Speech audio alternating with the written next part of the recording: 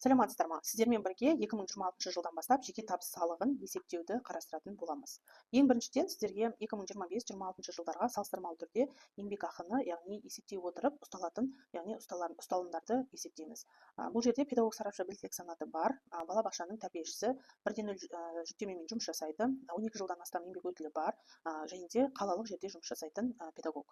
Яғни бұл жерде базалық лауазымдық жалақыны есептеу коэффициентіне көбейткенде тарифтік ставкасы шығады, және де 2023 жылдың 1 қаңтарынан бастап түзету коэффициенті 2-ні құрайды. 2023 жылдың 1 қыркүйегінен бастап мектепке дейінгі білім беру ұйымдарының педагогтарының еңбекақылары 30%-ға артқан болатын. Бұл жерде де түзету коэффициентімен жоғарылатылған лауазымдық жалақы қарастыра отырып, яғни 1/30 түзету коэффициентін құрайды. Барлық түзету коэффициенттермен лауазымдық жалақысын есептеген кезде 194.631 теңге шықты. Келесі кезекте нақты жүктемесі үшін лауазымдық жалақысы 194.631, педагог сарапшы біліктілік санаты үшін лауазымдық жалақының 35% қосымша ақысы 68.121 теңгені құрайды. Енді кезекте мемлекеттік мекемелер мен қазыналық кәсіпорындардың қызметкерлеріне ерекше еңбек жағдайлары үшін лауазымдық жалақының 10%, ол үстемақы 19.643 теңгені құрап отыр. Барлық есептелген сома 282.215 теңгені құрайды.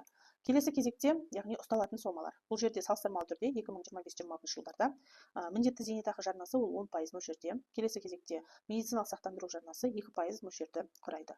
Бұл жерде өзгеріс бізде жеке табыс салығын есептеуде орын алып отыр. 2025 жылы, яғни айлық есептік көрсеткіш 3.932-ні құраса, стандартты шегерім 14 теңге, яғни табыстың 55 теңгесі бізде салық ұсталмаушы еді. Енді 2026 жылы, яғни базалық салықтық шегерім ол 30 айлық есептік көрсеткіш мөлшері, айлық есептік көрсеткіштің мөлшері 4325 болса, азаматтың 129.750 теңге табысынан ай сайынғы, яғни табыс салығы ұсталмайды. Бұл базалық салықтық шегерім деп осы аталады. Осы, яғни ұсталатын шегерім және де жарналардың қосып есептелген сомадан алғаннан кейінгі соманың 10% ол азаматтың жеке табыс салығының мөлшері. 25 жылы 19.330 теңгені құрап отырса, 26 жылы 11.859 теңгені құрап отыр.